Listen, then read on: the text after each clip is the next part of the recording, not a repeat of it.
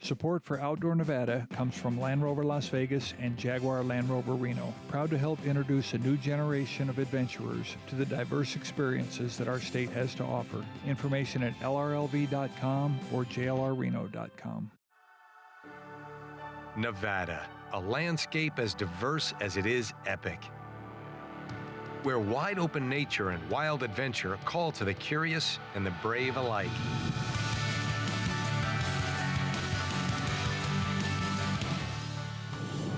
Bonnie just said I'm going to drive this thing. I'm at the Nevada State Railroad Museum taking a trip through time. And we're gonna go right down that cliff face, about 150 feet down. Awesome. Get that adrenaline pumping. Awesome, man. I step over the edge at Valley of Fire. And what's amazing is that you would never know that any of this was here when you're out in the scenic beauty of the Great Basin. At Lehman Caves, I discover what lies underground. Our overall mantra is we want to connect the whole community back to nature. And I'm buzzing about bees right outside of Reno.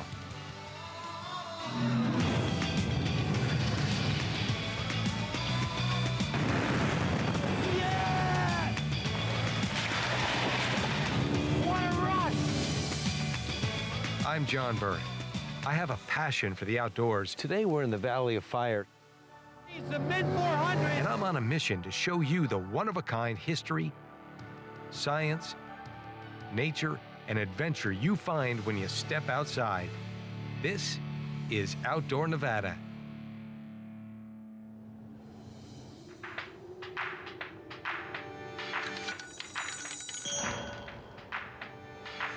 Before interstates crisscrossed the country, trains were the way to travel and transport. Railroads are credited with helping to build the American West. You might even argue that trains built the West. When you're traveling through Nevada, you see a lot of train depots that are no longer operational. Today, we're in Boulder City, Nevada, and they've got a train depot that's not only operational, but run almost entirely by volunteers. You could even say that trains made it possible to build one of the greatest feats of engineering in modern history, the Hoover Dam. All right, here we go. A look at these trains up close and personal. I can't wait. We're at the Nevada State Railroad Museum at Boulder City, just under 10 miles west of the dam. Look how beautiful these are. Look at the color blue on that. It's gorgeous. Like many visitors to this museum, I'm here to take a trip back in time aboard a historic steam train.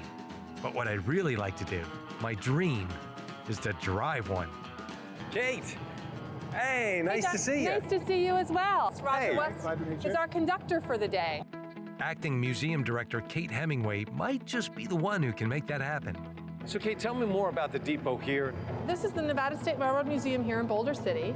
And basically the museum is here to preserve the heritage of the railroad that brought all the supplies in for the building of Hoover Dam. Spanning the Colorado River at the Arizona-Nevada border, the Hoover Dam, formerly called the Boulder Dam, rises more than 725 feet high and weighs more than 6.6 million tons. We have historic steam engines, which are the type of engines that were used in moving the equipment down to Hoover Dam. To move the massive amounts of material and heavy equipment used to build the dam, workers needed the tremendous horsepower of a locomotive. So the Union Pacific Railroad built the Boulder City branch line. So Kate, what's on the menu today? What are we doing? We're going to take you on the model railroad car to see all the model railroad exhibit. Then you're going to go for a train ride. And then we may have a little surprise for you. No surprise. What is Kate thinking? Where are we going, this way? Inside the museum, visitors can experience an extensive model train display.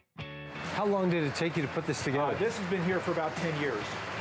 And they've been working on it. They're still working on it. Yeah, this is the kind of thing you never really stop Never really finished. Exactly. Once you finish, then you got to start again. I'm impressed with the display, but I have to get back outside. My train's about to leave the station. People here. Yeah, go ahead and start boarding them. I just heard your microphone go off. People boarding right now? Our passengers are here. We're ready to get going. Yeah. Does that include us? Yep, you're included. You Let's don't even need a ticket. You got to know the right people. Come on, Roger. Every weekend, passengers like these can climb aboard for a 7-mile, 40-minute ride from the Boulder City Depot to Railroad Pass and back. For this trip, I'm joined by a friend, passionate train enthusiast Joey Godot. What's your favorite train? You mean out of all of them? Yeah. Well, probably steam trains. Oh, why? Well, they're really cool. I love watching the steam blow out of them. Is it coal that makes the steam on the steam train? Well, coal, wood, or oil. Oh, really? The first ones used wood, and then they used coal, and now they're oil. This is a diesel train, Right. Joey schools me on fuel steam trains. Then we head to the caboose. Climbing on top of the car, we get a view unlike anything I've ever seen. This is the best view in the whole place. Yeah. Wow, I can see all the way to the generator car from here. This is the coolest. This is the coolest I know spot. what the caboose was used for. Tell me. This just used to be the conductor's house a long time ago. There you go.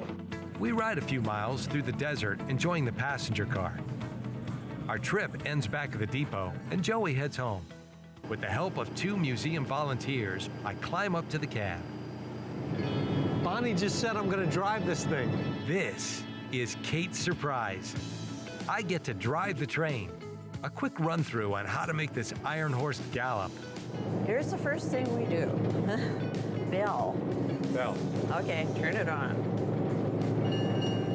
Next. No, leave it on. Oh, leave it on. Of course. Okay. All the way. Oh, all the way. There we go. Now, we're gonna start. So we're gonna put 2 blasts on the horn. 1, 2, like that. Okay. We're going to take this handle that has the speeds and we're going to put it in run 1. Just 1 notch. Pull it a little bit. And we're ready to roll. Check the Check. whistle. Whistle. Awesome, awesome. Crossing is clear. All right, we're good to go. We're good to straight go. ahead. Soon this locomotive is in motion. I look outside and imagine it could be 1931, and I've got a trainload of critical material heading up to the workers at the dam.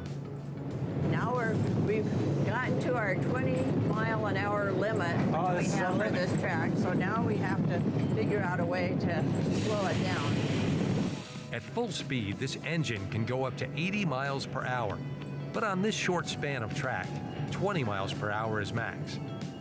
It's hard to explain what it's like. You look at these controls and you think, I'm getting the hang of it. And then you look out to the front of the train and you see how big this is. You're supposed to be watching the track. See, I'm supposed to be watching the track. On the trip back to the depot, a new challenge arises. Are you ready for the showdown? When we're going forwards, we can see what's going on. Yeah. Who's watching the back? Nobody. We have to drive the train backwards. It's just a little weird to be driving something this big and you can't see where you're going. No. How do we know when we get there? We don't. The rear brakeman's going to tell us.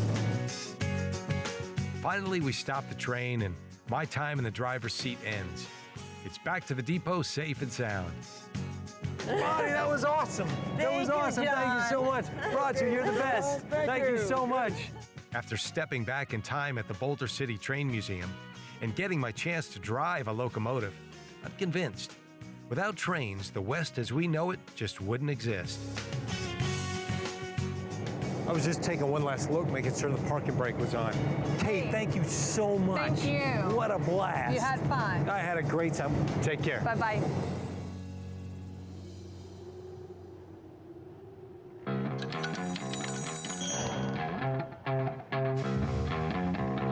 With its stunning scenery and ancient history, the Valley of Fire is a truly unique location. Nevada's oldest and largest state park gets its name from the red sandstone formations that dominate the landscape.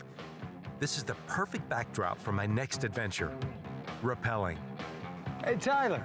Hey, John, how you doing? I'm great. Great to see you out here. Boy, this is beautiful. This is amazing out here. Welcome to the Valley of Fire State Park. Now, I know it's a big state park. It is. Where exactly are we in the Well, park? right here at this location, we're actually is what's called Lone Rock. As you can see, got this just random Lone Rock right here. But that right there, that's just to fool you, all right? Okay. The big surprise of the Lone Rock is right over to the other side. Something tells me that's where we're headed. That's exactly where we're headed. This is my first time, and Tyler assures me that 90% of the people he takes out haven't tried it yet either. I'm gonna teach you everything you need to know, and we're gonna go right down that cliff face, about 150 feet down. Awesome. Get that adrenaline pumping. Awesome, man. So we need some gear? We need some gear. I got it all set up right over here. Let's take a Come look. on over. So this is it, huh? This is all the gear we need, you know? We got trustworthy brain bucket, you know? You don't want to go down without that. Got a nice, perfect harness for you. How long is that hike up to the top? That hike should take us about 10 minutes or so. Let's get going. Let's do it. Follow me. Of all the places in the park, why this rock? Well, I prefer this rock right here. It does have a really good flat face, but also, once we get up top, it's actually a beautiful natural anchor setup. A natural anchor is a large rock or tree on which you can safely attach your rappel rope without damaging the environment. Now, you're not some guy that just comes out here on Saturdays. I mean, you've been trained to do this. Absolutely, I have been trained. I spent about a good 3 to 4 months going through classes. For everybody at home, please do the proper training like I have, or have somebody with you who is a little bit experienced. Tyler and his assistant David have added another layer of safety. The most important thing today is you never want to take your guide hand off of the line, which you said you're left-handed, so that's going to be your guide hand, your control hand. So we're going to say we're going on down, and I happen to panic, and I take that right hand off the rope like I told you not to do. You are in a nice free fall. Bad day. But to keep it extra safe, we have what we call a fireman's blade down on the bottom. David's going to pull that rope just like that. No hands required, and I cannot move anywhere. Even if I let go of the rope, I won't tumble down the cliff, and that's a relief. You always want to keep that guide hand about right on your hip. The reason is you can easily get your fingers caught up in the rope with your figure-8 device, your shirt. Now also balance, that is a key for rappelling, which means a good wide foot stance. Tyler rappels down the small cliff to demonstrate the correct technique. Once you get in that proper L position, then every time you take a step down, just release that rope. Do you have any questions or concerns for me? I don't have any questions, but I got plenty of concerns. One last check of my gear. On rappel! Rappel on! Time to go. So you're gonna start walking back until we get all the slack out of this rope right here. Oh, yeah. There you go. You feel how that's working? Oh, yeah. I want you to practice stopping yourself and allow yourself to keep on moving down. All right, okay. Very good. All right, now I'm getting it. Now it's a different level. Very, very good. Once I'm in the correct position and hanging in the harness, everything feels secure. All right, that was easy. It was like a bunny slope. Well, that was the bunny slope. Now you're ready for the big one. Oh, boy. All right, let's do it. Let's do it. Now that I'm off the small practice rappel, it's time for the real test. 150 feet straight down. Now, you get people coming out here all the time, first-timers. What do you tell them about handling nerves? If you can just work past that little ounce of fear, you're gonna realize, wow, I have a lot more courage within myself and can do a lot more things than I realized that I could ever do. Okay. You just gotta fight through that. We do one final check at the top anchor on the big cliff. Now, this is gonna be the hardest part. Okay. Is actually stepping over that edge. In a few moments, my rappelling experience shifts from being scary to exhilarating.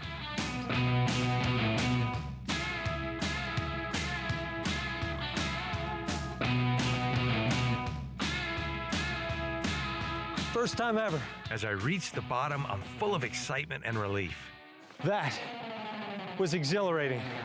That was the best thing ever. When we first came out here, I was a little skeptical about whether or not just anybody could do this, but they can if they have the proper training and the right equipment. Absolutely. Stepping out over the edge may have been frightening at first, but now I can't wait to rappel again. Man, I can't thank you guys both enough. I really appreciate it. Well, John, we really appreciate you coming out and hanging out with us. The next time I feel like hanging around, you guys are the ones I'm gonna call. You know where we'll be.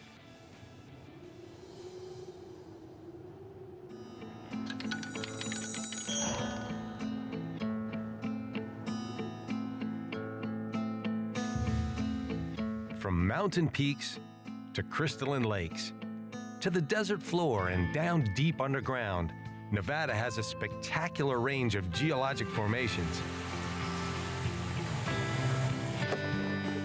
Today, I'm in the Great Basin National Park, and as incredible as the view is from here, perhaps one of the most spectacular elements is underground.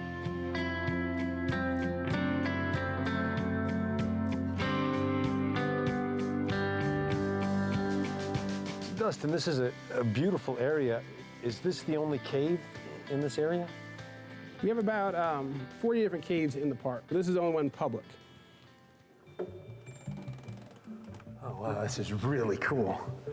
What is the temperature difference from the surface down to where we're going? It's about 50 degrees all year round in here. This is kind of dim and mysterious in here, isn't it? It is. In the 1880s, Absalom Lehman accidentally came across these caverns. Astonished by them, he became their first tour guide.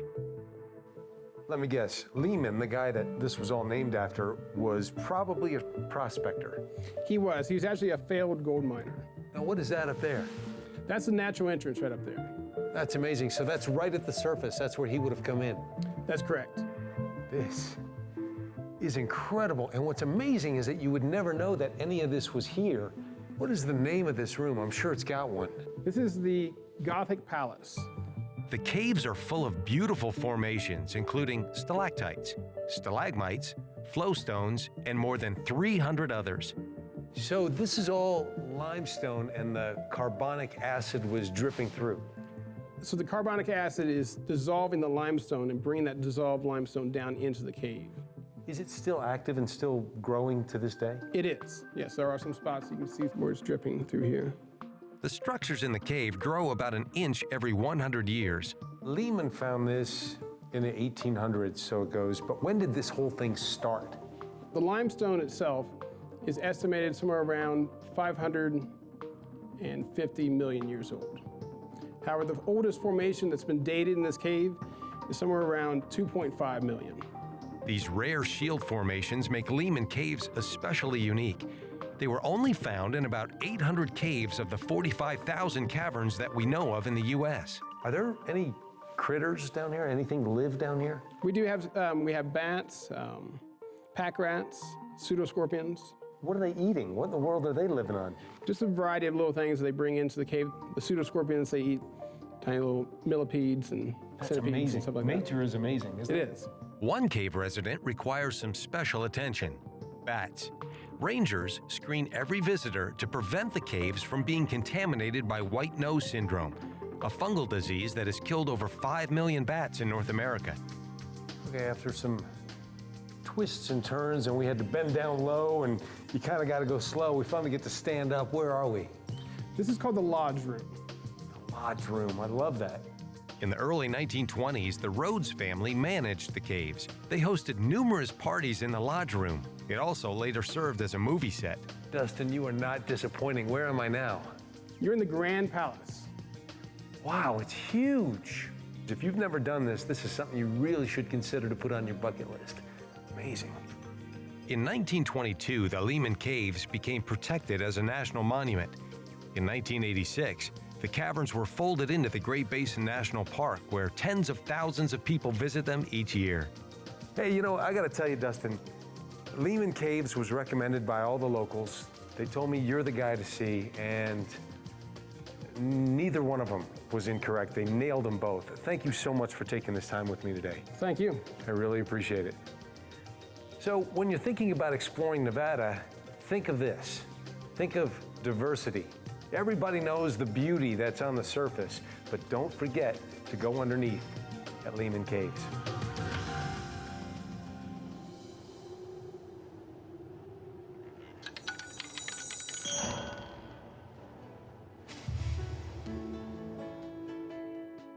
Sometimes Mother Nature needs a little help. That's why I'm here today. Believe it or not, I am only 10 minutes outside of Reno at the Galena Creek Visitor Center. And the reason I'm here is because I'm talking to its director, Gwen Bourne. They have some amazing programs that are going on that directly affect you and me. The Galena Creek Visitor Center offers a doorway to nature and strives to connect people with the outdoors. Hey, Gwen, hey, it's John. How are you? Nice to meet you. You have a beautiful center here. I got to say, the setting is great. It's a really great place to come visit.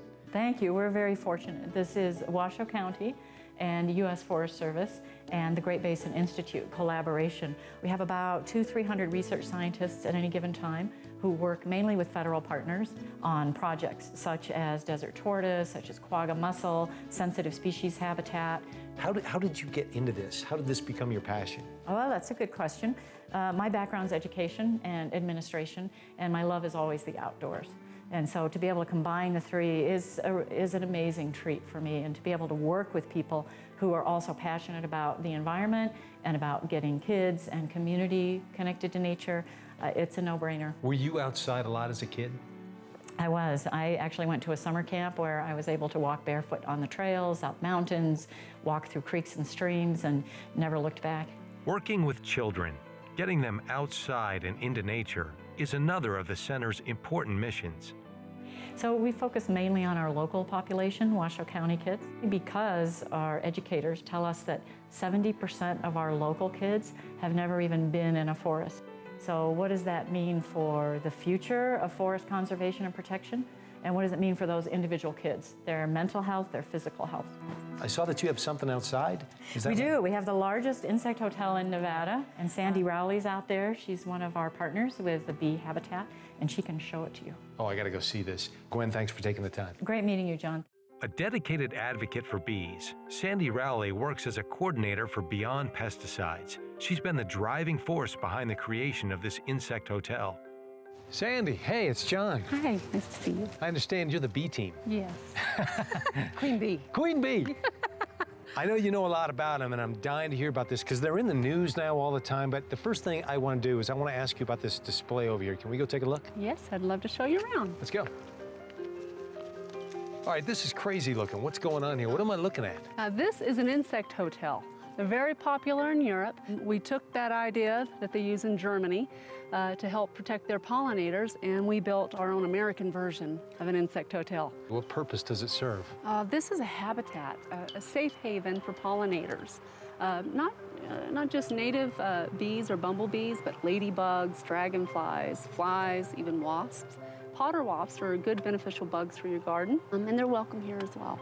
It's big, but this is something that people can do at home, right? Oh, most definitely. You can get a small birdhouse and take the front off of it and then stuff it with straw, with twigs, pine cones, anything that you can find out in nature. Something not treated with pesticides? Oh, most important. So it's not a good idea to build a bee hotel out of wood that has insecticides in it and then invite nature to it. Right. So, well, this is interesting because right now I'm reading in the news, I think a lot of people are, about the population of bees is being decimated. Is that true? How bad is it? And why is this happening?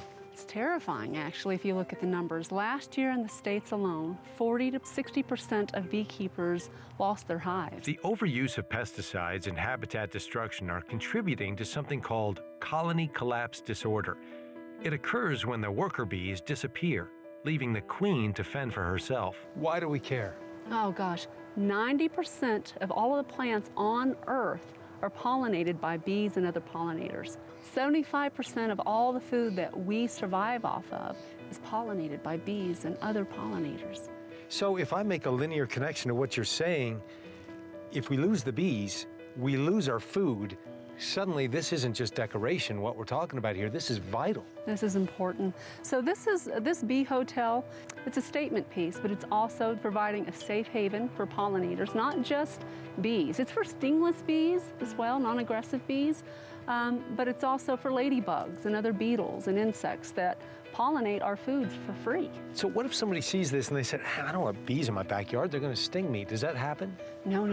Okay, so this is not for honeybees. Honeybees aren't native to North America. Honeybees are aggressive when they're protecting their hive. They need a hive. These bees are mason bees or leafcutter bees. Some of them, they don't even have stingers. And they're not aggressive because they don't have a hive. They're solitary bees. And they do a better job at pollinating crops than honeybees do. How did you get so passionate about this? I've always been passionate about bees. It's a long story. When I was born, I was premature. I weighed about 4 pounds, 2 ounces. Doctor sent me home to die. My grandfather said, nope, I'm gonna fix this. He started feeding me raw honey, egg, and milk, and then voila, I'm still here today. So I've always had a love for them and a respect for them. I have a lot of respect for you. I learned a lot today. I see the value of this, and with the numbers that you gave me, it's so alarming. I think everybody should do what they can to see if we can get this thing going in the other direction. Yeah, everyone can do something. Plant organic plants in your yard. Make sure they're certified organic. It's extremely important. Build a little bee hotel. You can even get a piece of wood like this, a log, drill some holes in it, different various sizes, and set it in your garden. And it's a great way to help the pollinators out. You've got to get up and you've got to start doing something now. Now. Sandy, thank you so much. It really was great talking to you today. Thank you. We've all heard about the circle of life, and today we saw it firsthand. We met Gwen, who had such a profound experience being outdoors when she was a child, now fights to make sure that other children have that same experience. And Sandy, who had her life changed by bees, is now fighting to save their lives. It's a circle of life that we all need to get involved in before it's too late. You can help the bee population, the environment, and human beings too, by building a habitat in your backyard. Check out the website on the screen for more information.